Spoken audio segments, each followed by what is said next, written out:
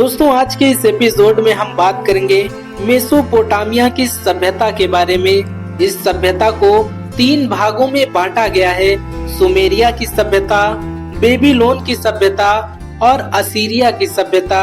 आज जहां इराक और सीरिया जैसे देश स्थित हैं, उसी जगह पर कभी मेसोपोटामिया की सभ्यता हुआ करती थी।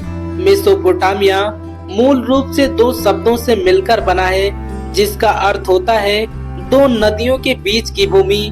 मेसोपोटामिया की सभ्यता दजला एवं फरात नदियों के बीच में विकसित हुई।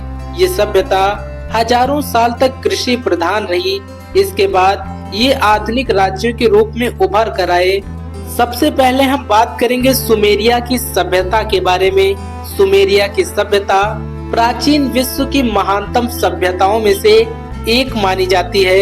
यहाँ का समाज मुख्य रूप से 3 वर्गों में विभाजित था: उच्च वर्ग, मध्यम वर्ग एवं निम्न वर्ग।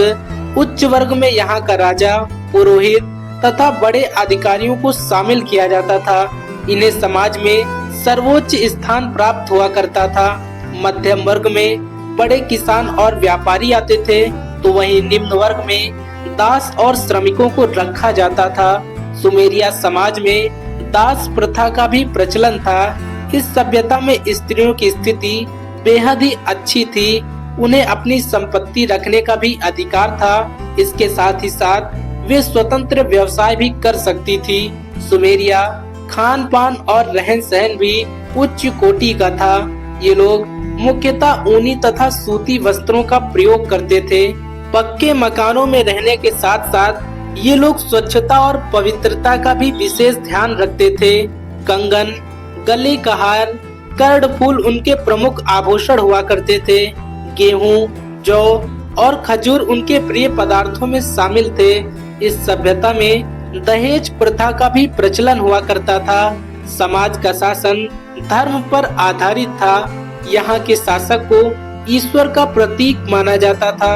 सुमेरिया में 2 प्रकार के न्यायालय हुआ करते थे।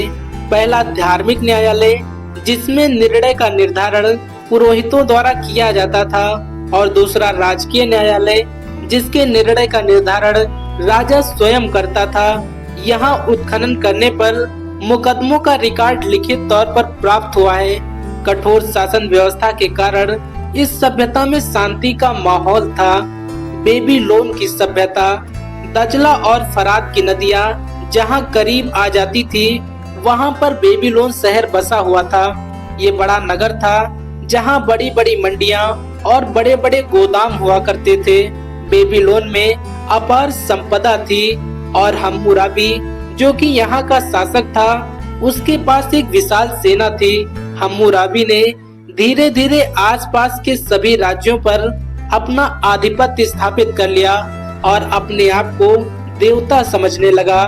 दोस्तों, हम्मुराबी ने एक विधान संहिता भी बनाई थी, जिसे हम हम्मुराबी की विधि संहिता के नाम से आज भी याद करते हैं। इस सभ्यता के लोग प्रकृति की पूजा करते थे।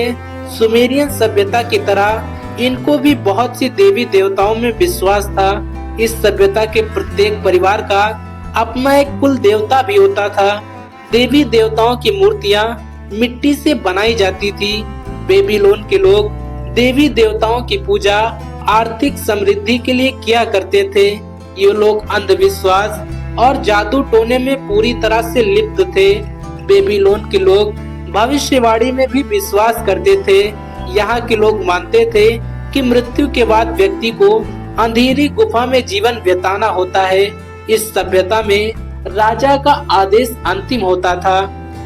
असीरिया की सभ्यता हम्मुराबी के बाद बेबीलोन साम्राज्य कमजोर हो गया, जिसके कारण असीरिया के लोगों ने बेबीलोन के साम्राज्य पर आक्रमण किया और वहां पर अपना अधिकार स्थापित कर लिया।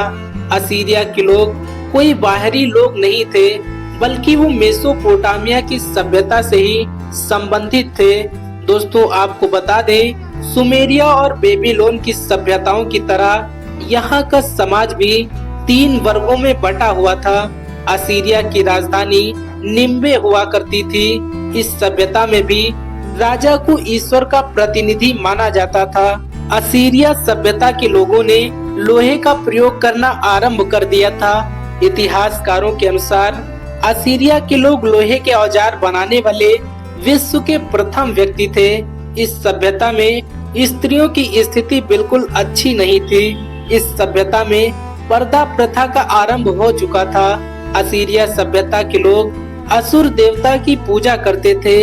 इस सभ्यता के लोगों ने भवन निर्माण कला तथा चित्रकला में काफी उन्नति की। असीरिया की सबसे बड़ी देन उसकी शासन प्रणाली मानी जाती है। असीरियन शासकों ने लगभग 150 वर्षों तक अपना शासन किया, लेकिन उनकी आतंकी नीति से राज्य में अशांति फैलने लगी और यहाँ का सामाजिक जीवन पूरी तरह से नष्ट हो गया। यहाँ के शासक क्रूरता एवं निर्दयता में विश्व कुख्यात थे।